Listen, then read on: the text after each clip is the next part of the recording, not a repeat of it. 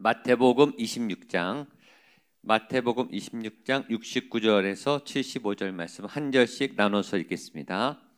베드로가 바깥들에 앉았더니 한 여종이 나와 이르되 너도 갈릴리 사람 예수와 함께 있었도다 하거늘 모든 사람 앞에서 부인하여리되 나는 내가 무슨 말을 하는지 알지 못하겠노라 하며 앞문까지 나아가니 다른 여종이 그를 보고 거기 있는 사람들에게 말하되 이 사람은 나사렛 예수와 함께 있었도다 하매 맹세하고 또 부인하여 이르되 나는 그 사람을 알지 못하노라. 조금 후에 곁에 섰던 사람들이 나와 베드로에게 이르되 너도 진실로 그 도당이라 내 말소리가 너를 표명한다 하거늘 나는 그 사람을 알지 못하노라 하니 곧 닭이 울더라. 함께 읽겠습니다. 이에 베드로가 예수의 말씀에 닭 울기 전에 내가 3번 나를 부인하리라 하심이 생각나서 밖에 나가서 심히 통곡하니라. 아멘. 고난주간 첫날 우리에게 주어진 본문은 베드로의 3번 부인, 베드로의 배신, 배신자의 이야기가 제일 먼저 등장합니다. 베드로는 용기가 있어서 예수님을 사랑해서 예수님이 잡혀간 다음에 따라갔어요. 예수님을 뭔가 돕고 싶었어요. 그러나 거기까지였어요. 베드로는 더 이상 도와줄 수 없었어요. 도와주지 못할 뿐만 아니라 예수님을 저주하고 부인하는 3번은 완전 수사죠. 완벽하게 부인하고 완벽하게 배신하는 배신자의 대열에 예수님을 더 힘들게 하는 그 힘들게 했던 고통을 주었던 사람들의 줄에 서게 되었습니다. 베드로도 십자가를 따라갔어요. 십자가 가까이 나아갔어요. 베드로는 왜 이렇게 실패했는가? 예수께서 깨어있으라 함께 기도하자 겟세마네에서 기도하라고 할 때 기도하지 않고 자고 졸고 있었고 예수님의 때를 깨닫지 못했을 때 그런 상태로 나아갔을 때 이런 결과가 나오는 거죠. 기도해야 할 때 깨어있지 않으면 고난주간 기도해야 할 때 깨어있지 않으면 기도의 시간에 깨어있지 않으면 매일 큐티 시간에 깨어있지 않으면 기도하면 우리가 이 세상에 점령할 수 있는 예수님의 마음, 예수님의 강하고 담대한 능력을 갖고 있고 기도하지 않으면 마음이 점령당해요. 생각이 점령당해요. 그래서 큐티는 중요하고 예배는 중요해요. 예배에 승리하면 한 주간이 믿음으로 이게 승리할 수 있고 예배에 승리하지 못하면 예배 하나님의 임재를 경험하지 못하면 우리는 우리의 방식으로 이 세상을 싸워 나가야 하기 때문에 세상을 이길 능력과 힘이 없죠. 기도는 너무 중요하다. 기도의 능력, 여러분 안에 기도의 능력이 강하게 역사하게 되기를 축복합니다. 기도는 다른 게 아니라 내 능력은 나타나지 않고 내 안에 하나님의 능력, 하나님의 지혜, 하나님의 뜻, 하나님의 계획들이 나타나게 하는 거예요. 나를 통해 하나님이 일하시게 하는 것. 나의 원은 사라지고 아버지의 뜻이 이루어지게 하는 힘. 그래서 내 힘을 빼는 것, 내 의지를 꺾는 것, 나의 소원을 내리는 것. 그게 기도예요. 그래서 내 기도가 아니라 성령의 말하게 하심을 따라 하게 하는 기도를 통해서 그 영적인 기도로 나아가는 삶이 이번 한 주간 특별히 고난주간 특별 새벽 기도회 동안에 그런 기도의 능력이 회복되기를 축복합니다. 기도가 중요하다. 기도에 깨어있지 않으면 베드로처럼 될 수 있다. 두 번째, 베드로의 이 처절한 실패, 베드로의 인생에 가장 처참하게 당한 본인도 그렇지 원치 않았지만 이 죽음 앞에 사람들의 고발 앞에 자신이 발각될 것 같은 두려움에 사로잡혀서 어이없는 실수를 하는 이 철저히 실패한 베드로, 철저히 무너진 베드로. 12제자, 수석제자를 할지라도 기도하지 않으면 언제든지 무너질 수 있다는 이 베드로의 실패를 성경이 굉장히 오래 다루고 있죠. 베드로도 실패한다. 베드로라 할지라도 믿음이 없으면 기도를 하지 않으면 실패할 수 있다. 그 말은 누구나 다 실패가 가능하다. 그래서 베드로의 실패는 우리에게 위로를 주죠. 베드로도 실수하는구나. 우리랑 비슷하구나. 예수님이 있는 거랑 없는 거랑 이렇게 달라요. 우리 안에 예수가 사는 것과 살지 않는 것은 달라요. 아무리 위대해도 아무리 능력이 많아도 아무리 자리가 좋아도 그 안에 예수님이 없으면 언제든지 넘어질 수 있는, 판이 뒤집힐 수 있는, 언제든지 자기가 원하지 않는 어처구니 없는 실수와 실패에 들어갈 수 있는, 그래서 두 번째 교훈입니다. 세 번째는 그런 베드로가 베드로에게 머물러 있지 않고 나중에 요한복음 사도행전에서 예수님의 내민 소문을 다시 붙잡습니다. 그리고 일어나요. 이 처절하게 실패한 자격 없는 베드로를 예수님이 다시 사용하시죠. 철저히 실패하고 무너지고 자격 없다고 생각하고 나 같은 인간을 하나님이 다시 쓰실까? 나 같은 더러운 인간의 예배로 받으실까?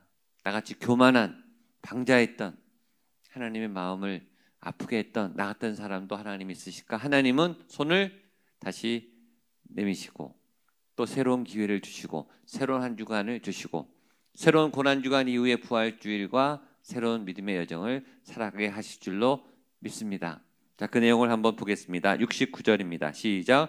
베드로가 바깥들에 앉았더니 한 여종이 나와 이르되 너도 갈릴리 사람 예수와 함께 있었도다 하거늘. 베드로는 용기 있게 따라가요. 용기와 이 본문에서 대조되는 것은 용기와 두려움이, 그 용기가 두려움을 이기느냐, 우리 안에 용기가 있고 어떤 의욕이 있고 예수님을 사랑하겠다는 어떤 마음이 있고 따라는 갔어요. 용기는 냈어요. 시도는 했어요. 그런데 한 여종이 갑자기 예수와 함께 했던 사람이라 라고 하는 그 말에 두려움이 생겼어요. 베드로의 용기를 먹어버리는 그런 더 큰 두려움에 사로잡혀 버렸어요. 그래서 사실은 우리의 실존이죠. 용기는 있으나 도와주고 싶으나 사랑하겠다고 말은 하고 사랑할 마음은 있으나 사랑할 힘이 우리 안에 있지 않아요. 가족을 지켜야 되죠. 가족을 지키고 싶죠. 가족을 지키려면 우리 가운데 한계가 있어요. 어느 정도 노력은 하고 시도는 하겠으나 그러나 그 이상의 고난이 왔을 때, 질환이 왔을 때 우리 부모가, 자녀가, 가족들이 도와줄 수 있는 힘에는 한계가 있어요. 두려움의 지배가 되고 상황의 지배가 되고 우리는 낭망을 하게 되고 탄식을 하게 돼요. 우리 안에는 그런 지킬 능력이 존재하지 않습니다. 그래서 우리는 그 두려움 앞에 떨게 돼요. 어떤 힘 앞에 떨게 돼요. 어떤 이득 앞에 비굴해지기 시작해요. 기도하지 않으면 두려움의 공격으로부터 우리는 공격을 받게 됐습니다. 두 번째, 두려워하지 않으면 오늘 베드로처럼 부인하고 변명하고 회피하고 거짓말하는 사람이 됩니다. 70절 말씀 보겠습니다. 시작. 베드로가 모든 사람 앞에서 부인하여 이르되 나는 내가 무슨 말을 하는지 알지 못하겠노라 하며, 주님은 이 베드로가 주님의 체포 현장에서 3번 강력하게 부인합니다. 부인한다, 말이 좀 멋있지만 거짓말한다는 뜻이죠. 제자인데 나는 제자가 아니다 라고 예수님이 듣는 데서 말해요. 거짓말이죠. 예수님의 제자죠. 사실을 사실이라고 말하지 않은 부인, 거짓말, 회피, 변명. 있으면 있는 그대로 말을 해야 되는데, 진실을 그대로 말해야 되는데 불이익이 생길까 봐, 잡혀갈까 봐, 뭔가 손해가 생길까 봐 우리는 비겁하게 거짓말을 하게 돼요. 자꾸 딴 말을 하게 되죠. 세상은 거짓말로 가득해요. 세상에 믿을 만한 말들이 별로 없어요. 요새 뉴스도 잘 못 믿겠어요. 논평을 하는 사람들의 말도 못 믿겠어요. 전문가들의 말도 못 믿겠어요. 입장이 다르고 상황이 다르고 주장이 다르고 편이 다르기 때문에 세상은 정직하지 않아요. 왜냐하면 죄인들이 그 세상을 이끌어 가고 있기 때문에. 죄인들이 이끌어가는 세상에는 거짓이 난무하죠. 아니라고 하는데 아니라고 믿을 수가 없고, 사실이라고 말해도 사실이라고 말할 수가 없고, 지금 서울에, 부산에 이 투표가 가까이 와서 흑색 선전이 난무하고 이 부정적인 네거티브 선전이 난무하죠. 기도하지 않을 때 우리의 입술은 거짓말을 하게 돼요. 상황에 따라 이게 사회생활을 하다 보면 어쩔 수 없이 거짓말을 하게 되죠. 우리가 기도로 이겨내지 않으면 우리의 입에는 흔한 거짓말, 뻔뻔한 거짓말, 자, 세 번째, 기도하지 않으면 후회하고 탄식하게 됩니다. 73절로 75절 말씀입니다. 시작. 조금 후에 곁에 섰던 사람이 나와 베드로에게 이르되 너도 진실로 그 도당이라 내 말소리가 너를 표명한다 하거늘 그가 저주하며 맹세하여 이르되 나는 그 사람을 알지 못하노라 하니 곧 닭이 울더라. 이에 베드로가 예수의 말씀에 닭 울기 전에 내가 3번 나를 부인하리라 하심이 생각나서 밖에 나가서 심히 통곡하니라. 심히 통곡하니라. 땅을 치며 후회하리라. 자기가 했어요. 땀이 한 게 아니에요. 남이 한 게 아니라 내가 했고, 내가 해놓고, 내가 저질러 놓고, 내가 해놓고도 내가 어이없고, 내가 용서가 안 되고, 내가 바보 같고, 내가 한심스럽고, 내가 후회되는 삶. 내가 왜 그랬지?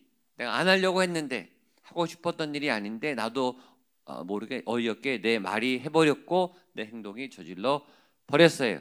기도하지 않으면 후회하는 삶을 살게 돼요. 늘 삶에 후회가 많은 사람, 늘 삶에 원망이 많은 사람, 그때 그렇게 하지 말았어야 되는데 내가 그걸 알면서도 왜 하는가? 알면서도 죄를 짓고 있어요. 이 죄가 멈춰지지 않아요.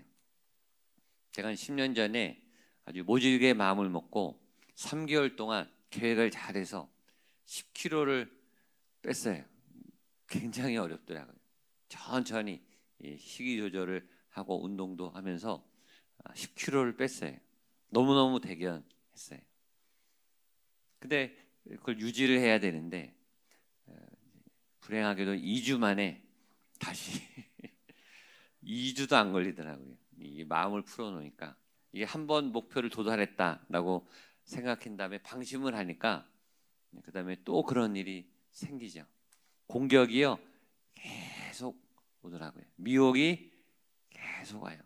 방심하지 않으면 우리는 또 후회할 일을 하죠. 밤에 야식 먹으면 몸에 안 좋다는 건 다 아는데 그 맛있는 야식을 먹고 말죠.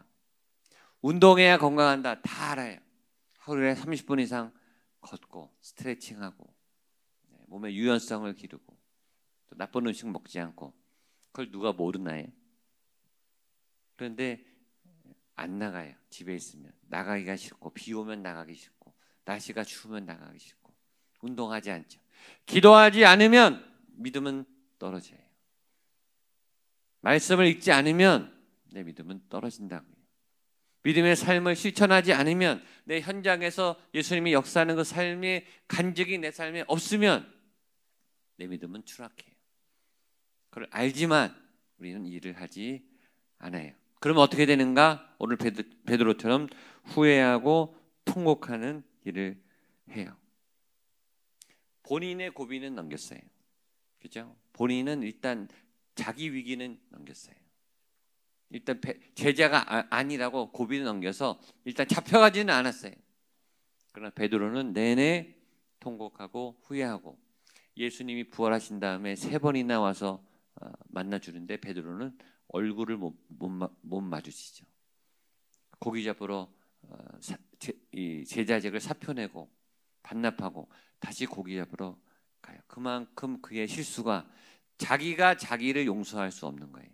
후회와 자책의 사랑. 그러나 베드로의 삶은 여기서 끝인가?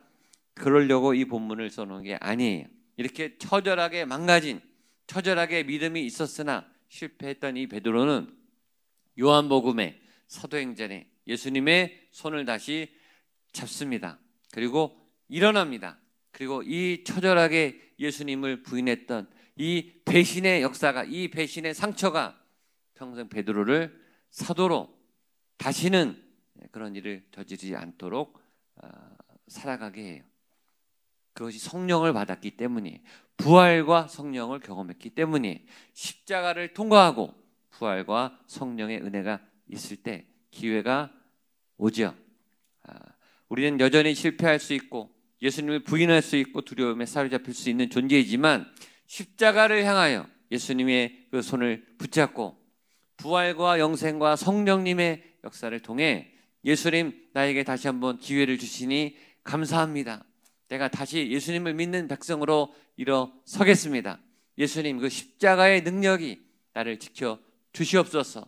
두려움 속에서 변명과 회피와 부인하는 비겁한 내 인생이 현실과 타협하면서 내 믿음을 저울질하는 이 간사한 이 연약한 내 마음이 하나님 담대하게 복음을 전하는 어떤 상황에도 굴하지 않고 예수 믿는 사람으로 당대히 고백히 살아갈 수 있는 베드로 같은 회복의 믿음을 우리에게 허락하여 주시옵소서. 그런 믿음으로 십자 앞에 나가는 기도 같이 한번 하겠습니다. 우리 찬양 주와 같이 길 가는 것 같이 힘차게 우리 일어나서 한번 같이 찬양하고 기도하겠습니다. 주와 같이 한 걸음 한 걸음 걸어가겠습니다. 예수의 손을 붙잡고 한 걸음 한 걸음 걸어가겠습니다. 찬양하겠습니다.